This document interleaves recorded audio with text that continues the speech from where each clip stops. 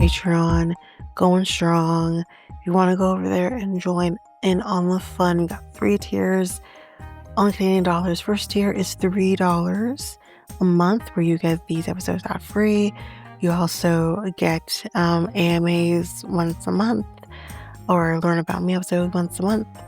And then on the second tier, which is $5 a month, you get everything from the first tier, as well as coverage of a reality show of yesteryear. That's right now Jersey Shore, currently in season 3. You can also go to the main feed, where there will be the first episode of every season released there, so you can try that before you head over to the Patreon. And then on the third tier, you get everything from the first 2 tiers, as well as coverage from a true crime documentary. We got the backlog of Ashley Madison documentary, Man with 1,000 Kids, Into the Fire, Lacey Peterson, and again, all those episodes for the first episode of each is in the main feed, so you can try that before you head over. So if you are interested, you can head over to patreon.com/realityt times 2, and you can sign up for whichever tier you feel for.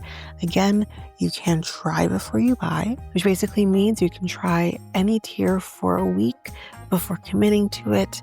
Even if you are on if you are on tier 1 or the first tier and you want to go over to the second tier, you could still try that second tier for a week before committing to the upgrade. So again, that is at patreon.com/realityt times 2.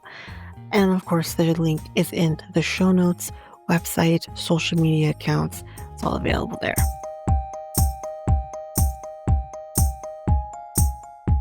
This episode is ad-free on the Patreon. So if you want to partake in that, you can head on over to patreon.com/realityt times 2.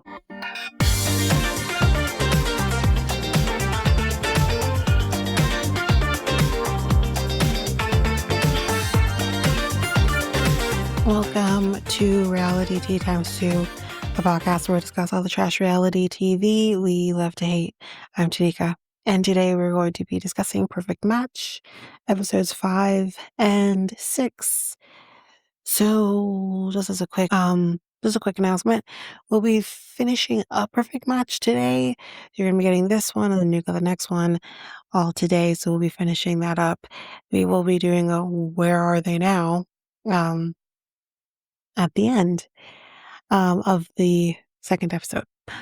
So let's just get into it. Episode 5. So yeah, I think this is where we left off with, I believe, Jimmy and Cassie going on a date, based on my notes. And we do hear Allie being like, "I do miss Jimmy." So 3 women are going to be leaving at the end of this. Jimmy and Cassie come back in holding hands.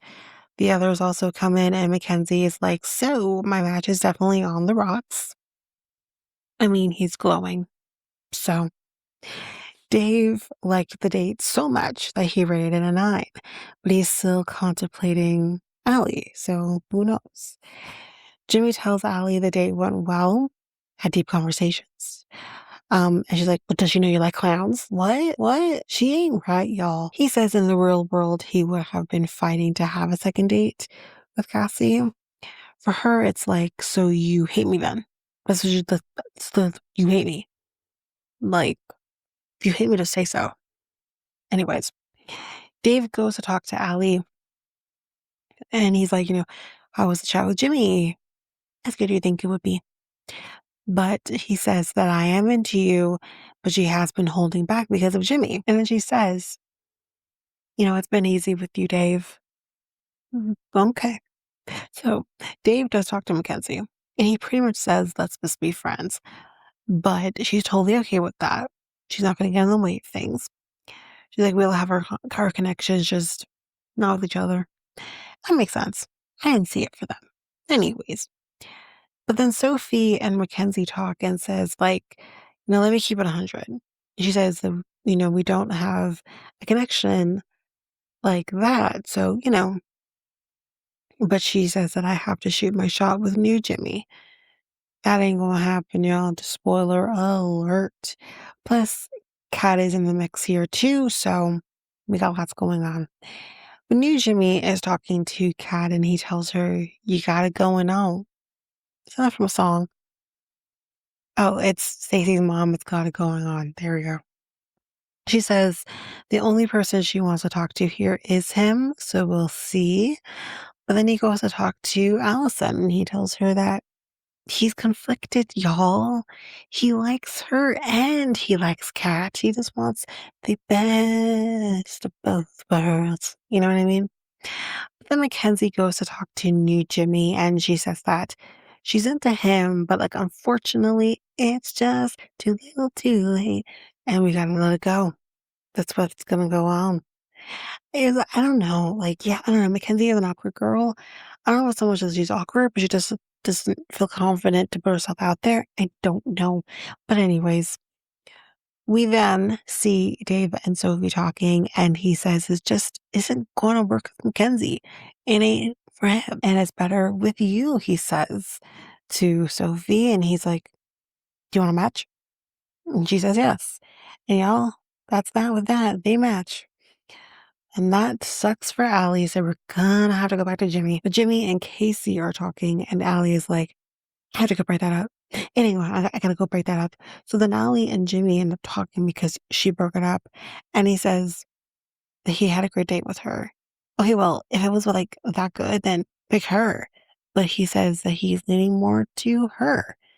Cool, cool. You have to go on a date to figure that out. But she says that she does want to be exclusive with him, which is like, okay, I feel like we're rolling up to, let's just be exclusive type territory. So he says, you know what I want? Casey? He's like, nope. He says that he wants her. He wants Allie. So with that, they match. And Casey is not happy. She is confused because if it was Allie the whole time, then like, say so. That's the name of the game, honey. He's going on a date with you, trying that out, seeing if it works for him. He didn't, need to vocalize if it wasn't going good for him. So yeah, I I don't see the problem. That's literally the name of the game. But then new Jimmy ends up picking Allison over Catherine Doy, and he says that she feels like home. Oh, that was really sweet. So they match. Catherine starts crying, and she feels led on by new Jimmy. Don't get it. So I feel like I was gaslit. Eh, I don't get it. How are you gaslit? These two women completely forgot the name of the goddamn game. It's called Perfect Match. Where you get to go on dates and then decide if that date is going to be going on past the date. We're all new here with any men and not only match, but Damari is there to make it all better for Catherine. He asks, is there anyone else you want to talk to? Or she basically says him in many, many different words. So, yeah. He then takes Marissa aside to talk and he says, I feel like I can be myself. But she does have a problem about him saying what she does for him, not about like, what do you do? And, but yeah, she does have a problem about him saying like what she does for him. What the hell is happening? Should I have not been as detailed? And she says, it's not you, it's me, essentially. And she says she's used to hearing things from men like he just did. And it does trigger her. Again, though, sweetie, not his problem. Go to therapy. She's like, I feel like you're detached. And she's like, I'm upset. But matching feels like it's ruined at this point. Like, oh, what the fuck? But they do match anyways, even though it's been ruined. Okay, but you don't be mad at me anymore, but he can be mad at you. He is allowed to be mad. You can't tell him, oh, don't be mad at me anymore. What? She said she just wants a man who can read her mind. Honey, that ain't going to happen. Just because we had a whole goddamn movie about how a man was reading women's minds, didn't go good for that guy. But anyways, Mackenzie, Casey, and Catherine are leaving us until next time. Here comes the next morning. Something is about to happen. We're going to mix things up a little bit. There are no challenges today, and they will be spending time with, drumroll please, the singles. We know what that means. Damari is going to be seeing his ex Bree in just a little bit. Sophie is like, I'm gonna find my green flag, even though her green flag is right there, y'all. Jimmy says no rules, but they just had sex the night before for the first time. So, wow, no rules. I want to stay open. The fuck? Anyways, here comes the men. We got Nick and we got Chris and this guy named Weston from Texas. He lives in a plane, I think. Oh shit, it was at that time that I realized, y'all, that Marissa is Ramses and Marissa from Love is Blind. And I said, ew, now it's all makes sense. Thanks for saying you're from the Navy, girl, because I never would have figured it out otherwise. As soon as you said that, I'm like, oh, is that Marissa? Okay. She may look slightly different, but her, how she handles herself in relationships is the same. Danny, I think that's his name, is from Temptation Island because he knows Natalie in Yemen. And I do actually recognize him. Then we see Hot Ishim, who was also from Temptation Island. I do very much remember him. He pulls Allie and she is over Jimmy's bullshit. Okay. All right. Over at the men's mixer, Cassie is back. She was only gone for a little bit. We couldn't even miss ya. Catherine is too, same situation. Mackenzie is too, and there is Brie, y'all. She's actually hit a man's car before. She does not deny or confirm that it was Damari's, but hey, Damari does go to hug her because, this is a normal interaction. But she's like, really? Really? You're going to hug me? Really? You're funny on TV. And then walks away. Ow. She then talks to Jimmy and she says to us that dating a Caribbean woman is not for the weak. Then she talks to new Jimmy and he says he has intention of being with, doesn't have intention of being with anyone else. Yeaman talks to Bree and he's feeling her and she's definitely his type. So yeah. Back with the women, because we're just going back and forth here. Back with the women. Natalie thought that she would make out with one guy, but they're all her friends, so can't really do that. She tries Reston, spelled rest on. It could be Weston, and it is autocorrected. Who knows? But Yeaman is his boy. But we're going to say Weston goes to talk to Allie for a bit, but his talk with Marissa seems to go real well. Then we play a little truth or dare, which I think someone said, we ain't in high school and I got time for this. But anyways, Allison, she picks truth and Allie is like, no, you have to pick a dare. Why does she need to pick a dare? She can pick whatever the hell she wants. She got a truth. Let's do it. But she will not. But Sophie makes out with Danny and then Chris. She makes out with Allie. Then Weston does a body shot off of Natalie. We're just in it now. Then Marissa is there to make out with someone she would match with if Damari had left.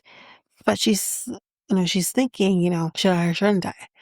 Where do I stand?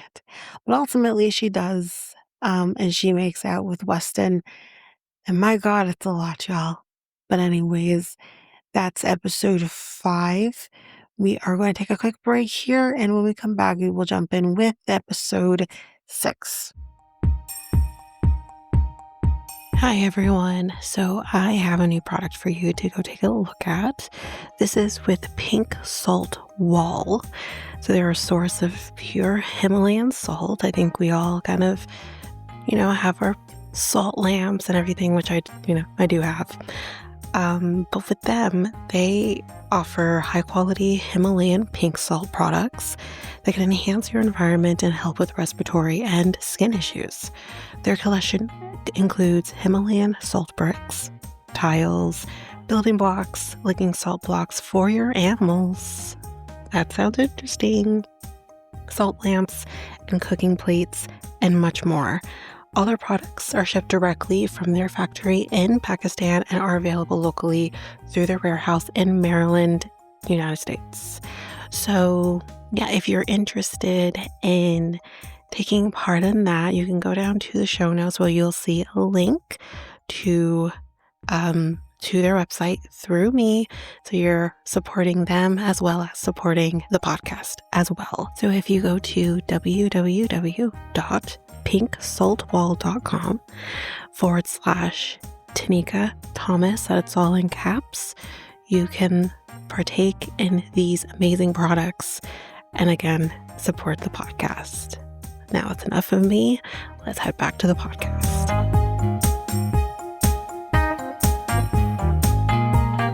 And I am back. So let's jump in with episode 6.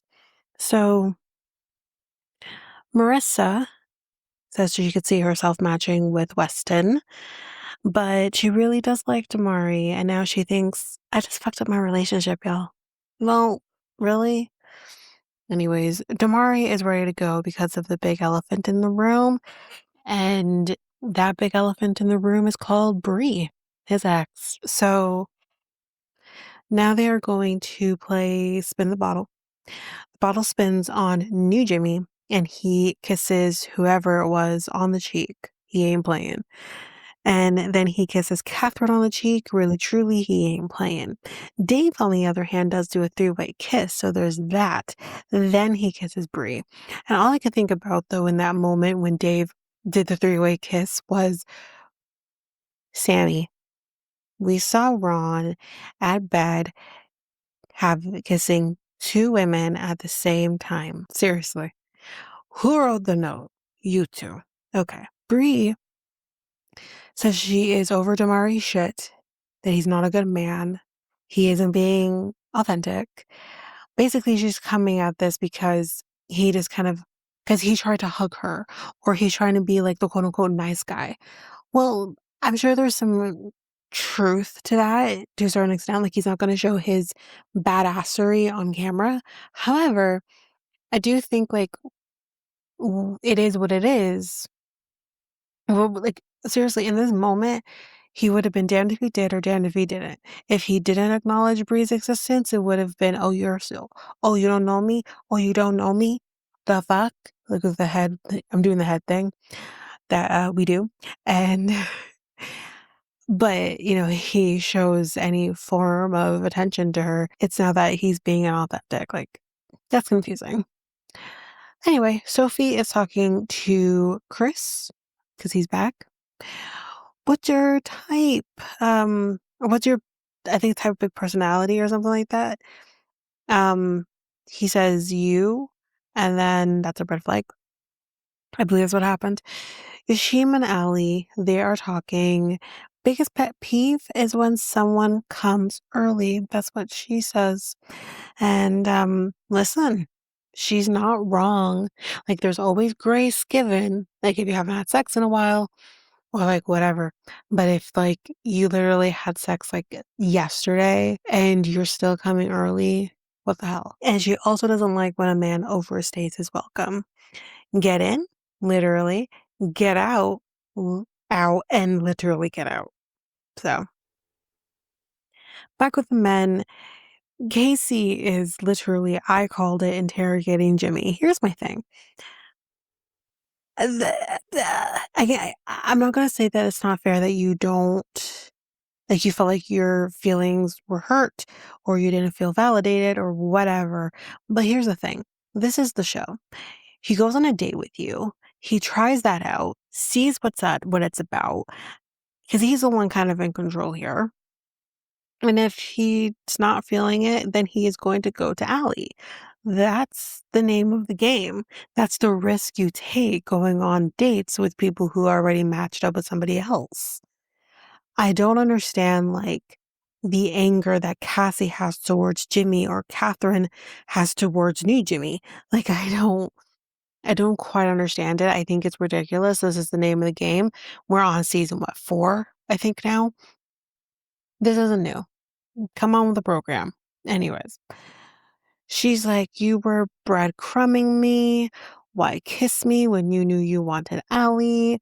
I don't think, I mean, I do think he knew what he wanted, even if he's playing like the field in a sense. Which again, name of the game at this point in time. But I don't think that's breadcrumbing. I think that's him seeing where things are at with this other person while he is seeing things with this other one. I don't think that's him being a shitty person. Anyways, and she does say this, and I do think there is some truth to this to an extent because of how he acted about Allie kissing Dave. But Cassie says, like, clearly he just wanted to get back at her for kissing Dave, which I think is true only because there's some sense to it, but only because, like, he really hearkened over her kissing Dave, which again, name of the game. So it's like, I think that's some truth to that, but that doesn't mean that he wasn't, like, actually interested in you. It's ridiculous. Anyways, um, he says that he didn't know he was going to pick her. I don't believe that. She's like, "Don't piss off a Latina." Okay, but again, name of the game. If you can't handle your freaking ass emotions, don't come on the show where you think you're entitled to a man picking, like, choosing you because you chose them. It's ridiculous. So, but then she talks to Damari and she says that she wanted to pick him. She wanted to pick Damari on the date. He's kind of fading off of that energy, of course. The only other one he would have been interested in was Kayla. More on that later. So he talks to her and she says, "You're an interesting little person." And he's like, "Little? Big. You're a big person." Listen, we don't need to go there. He's like, "I never heard little before." Okay, all right. But Kayla wishes Chris was here, but who knows? There's other men here. She can see where things can go. Bree wants to go interrupt them, which is very weird that she wants to interrupt her ex-boyfriend and Kayla from talking when, according to you, he's the most inauthentic man, and he's not being him or whatever the hell, or he's a shitty person. Why do you want to go talk to him then? Why are you so eager to go talk to him? Anyways, but she says that I went to go visit him after burying her grandmother, and he said that I didn't want to be with you. I feel like there's a little bit more to that. And I do think we get a little bit more answers to that. Obviously, we're not going to get everything. It's not all of our business. But for him to go from you're burying your grandmother and he comes to visit you, knowing you're in that state, and then when he just knocks you the fuck down even more. I Listen, when Damari came on my screen initially, I was quick to judge him and be like, he is a good-looking man, of course, but I think he's so full of himself and he knows he's good-looking.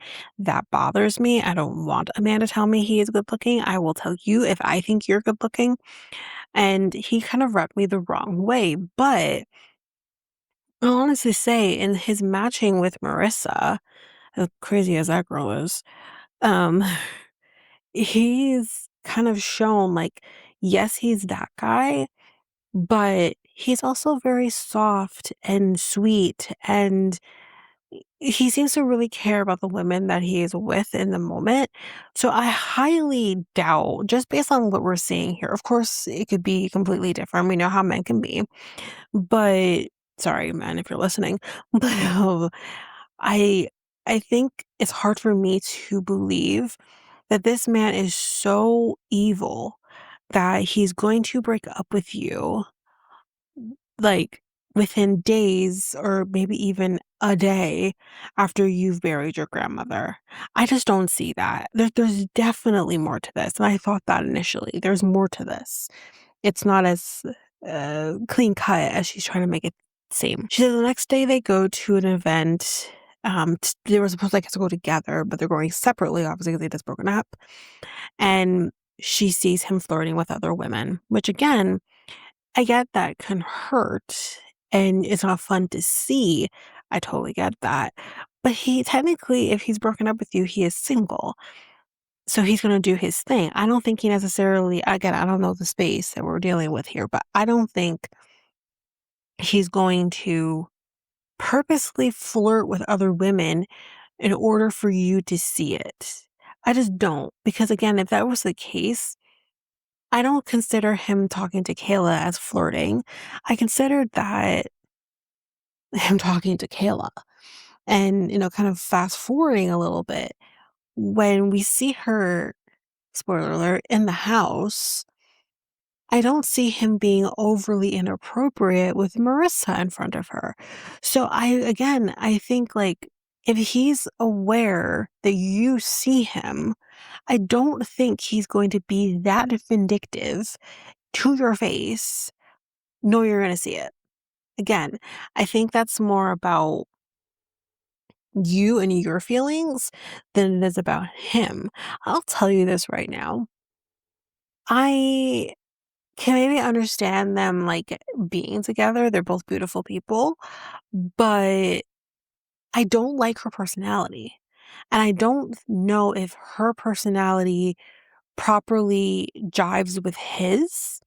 I personally don't think Marissa's personality properly jives with him. We'll see that later on when we see a pretty gnarly argument between the two. But like I just don't think, I don't know, I think he needs someone who kind of somewhat matches his energy, but still has this quiet confidence that he appears to have. So yeah, that's just my 2 cents in that. But he says that you took shit to the internet. That's the problem. As far as I'm concerned, when you're too, I don't think anyone, whether you're known to people or not, I don't think anyone should take their relationship to the internet and put it on blast. I think it's I think it's disgusting. I think it's a horrible thing to do. That's even more so when you're dealing with people who are, I'll say in this case, D-list people. You are known to some extent. You are on a Netflix show, and you people know who you are. So when you're going onto podcasts or whatnot, and you're putting your shit out there for everyone to see, when it comes to your relationship, when those moments in your relationship are so intimate in between the two of you, I think it's disgusting taking that to the internet. I really personally do. Do I sometimes find it like entertaining depending on who it is? Sure. But I still at the end of the day don't particularly respect people that do it. I can enjoy what I'm seeing and hearing, but I don't have to respect it. And yeah, it's kind of like, and I'll talk about it actually in another episode. I have a surprise episode coming later, talking about the whole Plathville situation with Lydia. It's kind of the same thing where it's like you're taking something that did not involve the public initially. Obviously, yes, you've talked about what's happened with Joshua, but it's just like that is not supposed to be privy to people to know. You have a problem with how something was handled with your mom. And here's the thing too that I'll talk about it more then, but I'm gonna say the parents right now. You are upset about that, but you take it to a podcast or you take it to a Facebook Live. Ma'am, there's something called therapy. Go look into it. Something tells me you could probably afford it to some extent. Don't come on my screen complaining like a little bitch that you don't like have these resources. Figure it out. You can obtain those resources without putting your shit on blast. Don't respect it. Anyways, I went off left field. We'll talk more platform more at a later date. Um, so yeah, he says, you took things to the internet. It's like, I loved you with everything. But she keeps interrupting him as he's speaking. And I can tell, and we tell this later on too, this man does not like being interrupted. I don't think most people like being interrupted, honestly, but something clearly triggers him. And I think, unfortunately, because I think not so much that it's like something else entirely, I think it does have to do with her. And then we will see later with Marissa, I think that truly triggers him because that's something he dealt with Brie. Don't interrupt. I know it's hard. I've been there, but try to listen. It takes a valiant effort for sure, but it means you're actually trying. Because I do it sometimes too, when like my boyfriend's trying to say his piece and I might interrupt him, but I will stop myself and let him say his piece and then let me say my piece. You have to be so like so in tune, I think, with yourself. And I don't think she is, even when he says like, "Can I finish?" She continues doing it. So yeah, that's what I mean. But I don't particularly like her personality. So yeah, he says, for you to understand why, you need to understand how I was being treated. He says, you isolated yourself from me before it even ended. But it's clear that these two do still love each other. Doesn't necessarily mean they should be together. I think not. But anyways. But now we're back at the house, and Marissa tells Damari that Weston and her did kiss during a game, which is true. She tells him that she doesn't want to pursue that though. Hmm. He tells her that him and Bree talked and he couldn't speak his mind, which mirrored their relationship, which is true. He kind of wasn't able. Dave tells Sophie, so I hooked up with a few people. Okay. I did have a three-way kiss and I kissed Mari's ex too, Bree. What about you? And she said, well, I did kiss Chris, ugh, but it just wasn't you. She has learned so much that material shit doesn't matter. But Sophie does say that Allie kissed people after they just had sex. Because I think I mentioned that her and Jimmy did have sex. So Allie tells Jimmy, I kissed Tashim. He asks how many times. She's like, I don't know. Well, he's a little hurt, obviously, but he gets that he wants to be open, but like he's starting to catch feelings. Well, sir, if you're starting to catch if you're starting to catch feelings, then lock her down so that she's not going to go out there and kiss she. Mind you, I still think she would have, but like lock her down. Don't play games. Men don't learn, eh? They really don't. Oh, but I'm catching feelings. Well, do something about it then.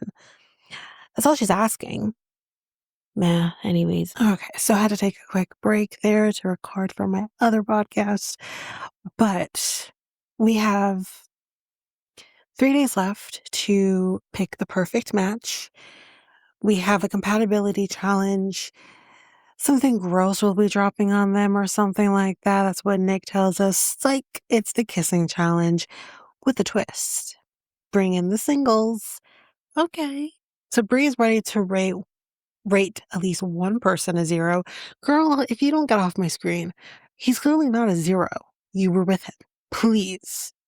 Anyways, Chris is a goddamn weirdo, kissing everywhere but the goddamn lips.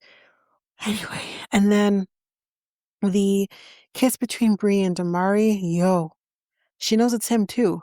She says, we could have taken this elsewhere, but I thought you were going to rate him a 0. But okay. She says sex was never the issue for them. Been there, done that. So, results. Every couple gave a 10, except Jimmy. He ended up giving Kayla a 10, and Allie got an 8.6. Great. Trust me, y'all. She won't let that down. So, you might be wondering why the singles are here. Well, it's to get back in the house, doy. The highest scoring singles are Weston and and the highest score was with Marissa. So they're going to, I guess, be going on a date. Damar is upset about this. Next single is Hashim. His highest score was with Natalie. And the last single had her highest score with Damari. Don't remember who that was. I think it was Kayla, but I forget now. Yeah, it was Kayla.